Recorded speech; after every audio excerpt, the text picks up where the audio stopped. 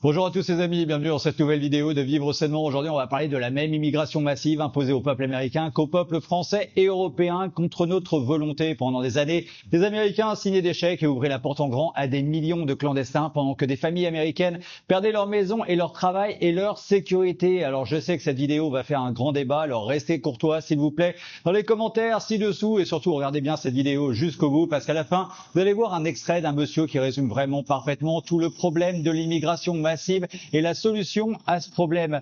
Et aujourd'hui, le président Trump a enfin décidé de faire passer ses propres citoyens en priorité, d'appliquer la loi et de renvoyer chez eux tous ceux qui n'ont jamais été invités par le peuple américain. Regardez. Ce que vous avez entendu ce soir de la part du président Trump, l'actualité brûlante de ce soir est que son gouvernement va accélérer les efforts pour examiner chaque personne arrivée dans ce pays au cours des 4 dernières années, soit 20 millions de personnes au total. Évidemment, si vous êtes en situation irrégulière, vous serez automatiquement expulsé, mais tous les autres qui ont été amenés ici, réfugiés, demandeurs d'asile, quel que soit leur statut, comme il l'a dit, si vous n'aimez pas ce pays, si vous n'apportez aucun bénéfice à ce pays, alors nous allons vous renvoyer hors de ce pays, car cela suffit. Personne d'autre ne doit mourir, personne d'autre ne doit être assassiné, personne d'autre ne doit être abattu, plus besoin de sièges vides à la table de Thanksgiving ou de Noël à cause de ce que les démocrates ont fait à ce pays. Ce soir, nous avons donc entendu le commandant en chef faire une annonce historique, une annonce courageuse, exactement ce dont l'Amérique avait besoin d'entendre. Vous imaginez, les Américains ont vu arriver plus de 20 millions de personnes en seulement 4 ans, soit environ 7% de leur population totale. Bien sûr, cette immigration massive est totalement voulue par toujours les mêmes, tous ceux au sommet de la pyramide pour détruire nos pays, nos sociétés, notre culture, nos traditions et notre histoire afin d'instaurer leur gouvernement mondial dirigé bien évidemment par eux et uniquement pour eux. Et écoutez ce que disait Donald Trump à l'ONU. Selon le Conseil de l'Europe, en 2024, près de 50% des détenus dans les prisons allemandes étaient des ressortissants étrangers ou des migrants. En Autriche, 53% des personnes incarcérées étaient originaires d'un autre pays que celui où elles se trouvaient.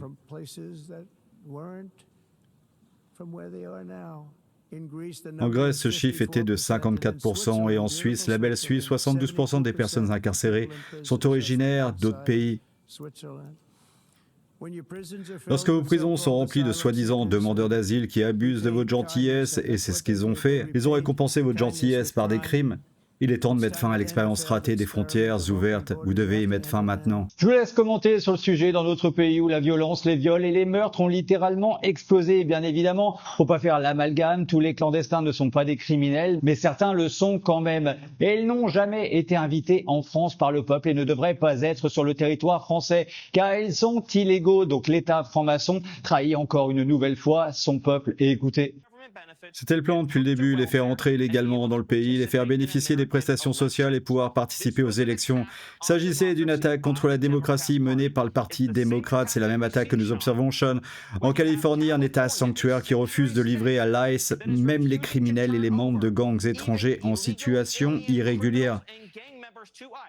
Il s'agit donc d'étrangers en situation irrégulière en Californie qui ont été arrêtés par la police californienne, par les forces de l'ordre californiennes pour des crimes graves, pour des crimes contre des enfants, pour des délits, pour des crimes qui menacent la sécurité publique. Et ils refusent de livrer ces criminels, ces étrangers en situation irrégulière à l'ICE. Au lieu de cela, ils les libèrent dans les villes où ils peuvent récidiver. Quelle que soit la définition que l'on en donne, ce que fait la Californie est criminel. C'est une violation de nos lois. C'est l'une des choses les plus odieuses que j'ai vues de toute ma vie. Ouais, donc ces millions de migrants ont été invités pour truquer les élections aux États-Unis en faveur des gauchistes pour que ces gauchistes puissent remporter les élections et totalement détruire les États-Unis. Tout ça, bien évidemment, pour construire leur gouvernement mondial totalement communiste. Et ça me rappelle quelque chose. Écoutons le fameux hystérique du système, le totalement soumis, j'ai nommé Mélenchon. Dans notre pays, une personne sur 4 a un grand-parent étranger. 40% de la population parle au moins 2 langues. Nous sommes voués à être une nation créole et tant mieux que la jeune génération fasse le grand remplacement de l'ancienne génération. Ouais, donc lui, il est très heureux que la France, notre nation, notre culture et toute notre histoire subissent un grand remplacement qui, évidemment, n'a jamais été voté par le peuple, par aucun Français, à aucun moment. Mais bon, ça, le vote du peuple, ce tocard du système, il s'en balance complètement. Mais bien sûr, en plus, il veut profiter de toute cette immigration massive dans les prochaines élections pour installer son régime autoritaire communiste. Et maintenant, écoutez le grand cerveau de la pseudo-France insoumise, j'ai nommé Sébastien Delogu. Bon, moi, je suis entre guillemets un peu contre les frontières. Pourquoi? Parce que j'aimerais que les gens ils puissent aller où ils veulent, dans n'importe quel pays dans le monde. C'est comme les oiseaux. C'est comme si les oiseaux, à la fin, ils volent et d'un coup, tu as un grillage. Ah, frérot, tu n'as pas le droit de sortir de là. Tu peux pas aller dans l'arbre en face. Excuse-nous, c'est pas la France. C'est un peu bizarre. Ouais, donc si quelqu'un le connaît, il faudra juste lui expliquer que la France, c'est un peu comme la maison du peuple qui travaille et cotise ensemble pour un monde meilleur. Et dans cette maison, t'invites tous ceux que t'as envie d'inviter. Si t'as besoin de travailleurs, tu fais rentrer des travailleurs. Mais si t'en as pas besoin, alors tu fermes la porte de la maison. Il n'y a aucun racisme dans ça. C'est juste du bon sens. Et écoutons Scott Turner sur la fraude dont certains illégaux aux États-Unis profitaient pour s'acheter des maisons. Nous étudions comment les immigrants clandestins ont mis à rude épreuve le marché immobilier. Vous avez signé un mémorandum avec le DHS pour mettre fin au détournement inutile de l'argent des contribuables pour, je cite, l'exploitation illégale des programmes de logement par les étrangers en situation irrégulière. Vous travaillez aussi avec l'administration du logement pour lutter contre les prêts garantis par le gouvernement pour les clandestins. Comment obtiennent-ils un prêt hypothécaire s'ils sont en situation irrégulière dans le pays ? Eh bien Marie, vous savez, sous l'administration Biden, plus de 12 millions d'étrangers en situation irrégulière ont franchi la frontière, ce qui a mis à rude épreuve notre offre de logement et a fait grimper les prix. Nous avons donc travaillé avec le secrétaire Nome que vous avez mentionné pour nous assurer que seuls les citoyens américains vivent dans des logements financés par le gouvernement. Nous avons également supprimé les prêts hypothécaires FHA pour les clandestins pendant l'administration Biden. Ils ont fermé les yeux. Mais nous allons faire respecter la loi pour nous assurer que ces prêts hypothécaires qui sont garantis par les contribuables ne soient accordés qu'aux citoyens américains. Enfin, nous exigeons que chaque autorité publique chargée du logement nous fournisse un compte rendu complet des personnes qui vivent dans chaque logement financé par les contribuables dans le cadre du programme HUD. Ouais, donc en France, comme aux États-Unis, c'est toujours le peuple, chez nous, les Français de toutes les couleurs, de toutes les origines, qui payent pour des migrants illégaux, pour payer des hôtels, des téléphones, de la nourriture, des vêtements de marque, des consoles de jeux et autres à des gens qui, normalement, n'auraient jamais dû être et ne devraient pas être sur le territoire français, car clandestins, donc hors la loi. Et maintenant, on va parler des fraudes d'une très grande partie de l'énorme communauté musulmane somalienne aux États-Unis, qui est impliquée dans un gigantesque scandale de fraude aux prestations sociales. Sa représentante, Ilhan Omar, élue à la Chambre des représentants des États-Unis, est à la tête de cette fraude massive. Les enquêteurs remontent désormais la piste de cette fraude jusqu'à d'autres démocrates du Minnesota, comme la députée Ilhan Omar. De nombreux suspects liés à cette affaire vivent dans sa circonscription, notamment un restaurateur qui organisait des événements pour elle. Il a depuis été condamné pour avoir détourné 12 millions de dollars de fonds destinés à la lutte contre le Covid. Mais attendez, ce n'est que la partie visible de l'iceberg. Creusons un peu plus. Les Somaliens sont donc les véritables victimes. Son père était colonel dans le régime islamiste communiste somalien que l'ONU a accusé d'avoir commis des crimes de guerre et des atrocités humaines répugnantes. Elle quitte la Somalie, elle vient ici, épouse son frère, commet une fraude à l'immigration, est élue au Congrès et se retrouve soudainement avec une fortune de 30 millions de dollars. Alors tout le monde, dans sa petite communauté somalienne, pas tout le monde, mais une grande partie, vole soudainement 1 milliard de dollars aux contribuables américains. Et puis ils achètent de belles voitures et financent sa campagne. Et puis ils se font prendre et elle dit « Personne n'est plus bouleversé par cette fraude que nous, les Somaliens. » Et que nous sommes les véritables victimes. Pendant ce temps, beaucoup de ces personnes bénéficient de bons alimentaires, elles n'ont pas fait d'études secondaires, elles parlent à peine anglais. Et tout ce que Stéphane Miller dit, c'est qu'il faut s'assimiler et ne pas être à la charge de l'État. Elle le traite de nazi alors qu'il est juif. Elle n'arrive même pas à comprendre ça. Et oui, que dire, mais attendez, c'est pas fini. Écoutez ce que dit l'un de ces Somaliens à Donald Trump. Il a déjà été témoin de notre prise de contrôle partielle, de notre petit succès en Amérique.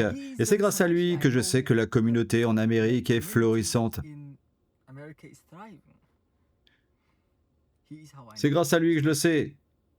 C'est comme s'il était notre étalon de mesure de nos progrès. S'il ne tweete pas, c'est que quelqu'un a merdé. Je le sais, quelqu'un a foiré le plan. S'il tweet, je le sais. Je le sais. On fait ce qu'il faut. Oui, c'est comme ça que je le sais. Il est vieux et malade, je le sais. Il ne sera peut-être pas là pour assister à notre prise de pouvoir, mais je vous promets que ses fils seront là. tout comme lui. Ouais, donc le message est, je pense, très clair. Selon ce gars, ils veulent prendre le contrôle des États-Unis et quelque chose me dit que Donald Trump n'est pas tout à fait d'accord avec lui. Écoutez. Elle ne contribue en rien. Les aides sociales représentent environ 88%. Ils ne contribuent en rien. Je ne veux pas d'eux dans notre pays, je vais être honnête avec vous. Certains diront que ce n'est pas politiquement correct, je m'en fiche. Je ne veux pas d'eux dans notre pays. Voilà, donc il a déjà commencé à les renvoyer dans leur pays d'origine. Alors bien évidemment, tous les Somaliens ne sont pas des fraudeurs ou des criminels, mais il y en a quand même parmi tous ces gens-là. Et ces gens-là ne devraient pas être sur le territoire américain. Alors le point important à retenir est que des personnes dans l'ombre ont apporté massivement des migrants de toute origine pour un plan précis qui est de détruire les États-Unis, le Canada et les pays d'Europe. Et vu que la violence, l'insécurité, l'injustice totale et complète explosent en masse partout, des mouvements terroristes de citoyens excédés arrivent aussi, comme ici en Irlande. À la population de Newry, Down, nous, la nouvelle République du mouvement, avons observé leurs conseillers et députés au cours des 12 derniers mois. Le manque de respect dont ils ont fait preuve envers ceux qui vous ont porté au pouvoir, cela ne peut plus être ignoré. Nous sommes des Irlandais fiers, nous sommes des patriotes. Vos politiques et vos décisions visant à inonder nos communautés d'hommes en âge de faire leur service militaire sans papier sont inacceptables.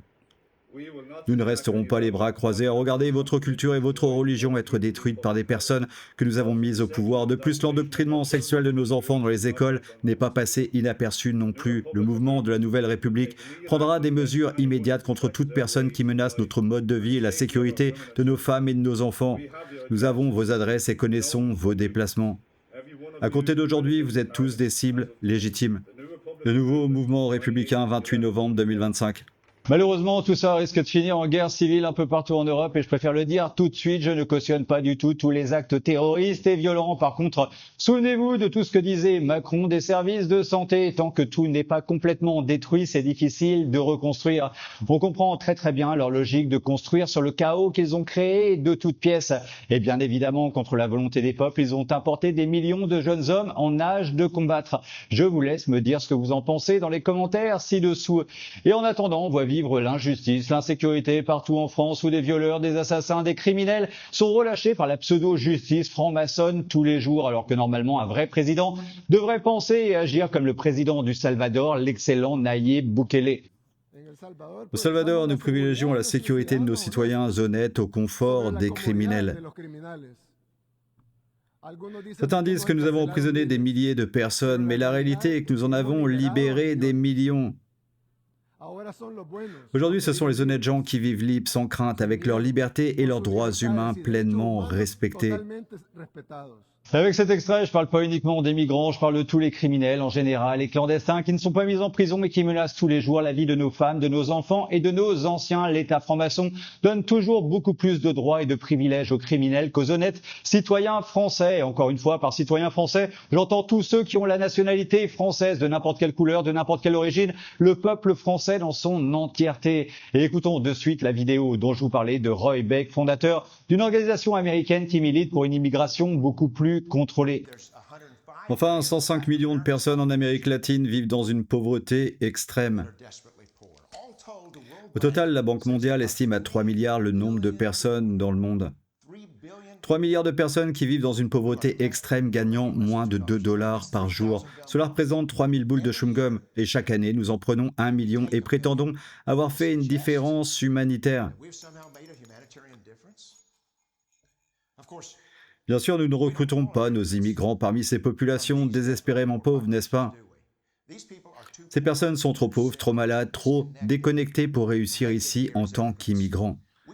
Nous avons tendance à recruter nos immigrants parmi les pauvres les plus aisés du monde. Et le Mexique a tendance à définir le type d'immigrants que nous accueillons ici, car la majorité d'entre eux viennent du Mexique. Et le Mexique est pauvre. Combien de personnes dans le monde vivent dans des pays dont le revenu moyen est inférieur à celui du Mexique? Et la Banque mondiale nous dit que ce nombre s'élève à plus de 3 milliards de personnes, auxquelles s'ajoutent 2,6 milliards d'autres personnes.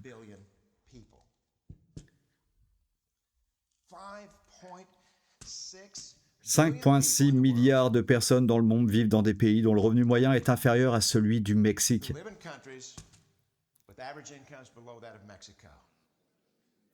Cela représente 5600 boules de chewing-gum. Et alors, que nous disent les élites? Elles nous disent qu'en accueillant ce million d'immigrants, nous luttons d'une manière ou d'une autre contre la pauvreté dans le monde. Et nous devons le faire sans tenir compte des conséquences pour nos chômeurs, nos travailleurs pauvres, les membres les plus vulnérables de notre société, sans tenir compte des conséquences pour nos ressources naturelles. Même si nous suivions les propositions les plus radicales de Washington, qui consistent à doubler notre immigration pour atteindre 2 millions de personnes par an, ce qui submergerait totalement nos infrastructures physiques, naturelles et sociales, nous ne pourrions pas faire de différence notable. Et nous risquons de nuire gravement aux populations pauvres du monde entier, car le million de personnes que nous accueillons sont parmi les plus dynamiques, souvent les plus instruites, certainement les plus insatisfaits qui, s'ils n'avaient pas émigré, seraient les agents du changement pour améliorer le sort de tous les habitants de ces pays. Les véritables héros dans le domaine humanitaire mondial sont les personnes de ces pays qui ont les moyens d'immigrer dans un autre pays, mais qui restent dans leur pays pour mettre leurs compétences au service de leurs compatriotes. Malheureusement, notre système d'immigration a tendance à inciter ce type de personnes à abandonner leurs compatriotes. L'impossibilité de faire la moindre différence est en réalité pire qu'il n'y paraît ici. Car l'année dernière, lorsque nous avons accueilli 1 million d'immigrants, ces pays ont ajouté 80 millions de personnes supplémentaires à leur population pauvre grâce à un taux de natalité supérieur au taux de mortalité. Et cette année, le Congrès accueille 1 million d'immigrants légaux. Et cette année, selon les Nations Unies, ces pays devraient accueillir 80 millions de personnes supplémentaires. Et l'année prochaine, vous pouvez être sûr que le Congrès, à moins d'être arrêté par les électeurs américains, fera venir 1 million d'immigrants supplémentaires. Et ces pays, malheureusement, ajouteront 80 millions de personnes supplémentaires à ces nations appauvries. Nous pourrions en accueillir 5 millions par an, mais nous ne pourrions jamais rattraper ce qui se passe dans ces pays. Pas au cours de ce siècle. Vous ne comprenez pas? L'immigration ne peut jamais être un moyen efficace ou significatif de venir en aide aux populations qui souffrent dans le monde. Il faut les aider là où ils vivent. 99,9% d'entre eux ne pourront jamais immigrer dans un pays riche. Il n'y a aucun espoir pour cela. Ils doivent s'épanouir là où ils sont. Le seul endroit où 99,9% de ces personnes peuvent être aidées, c'est là où elles vivent. Aidons-les là-bas.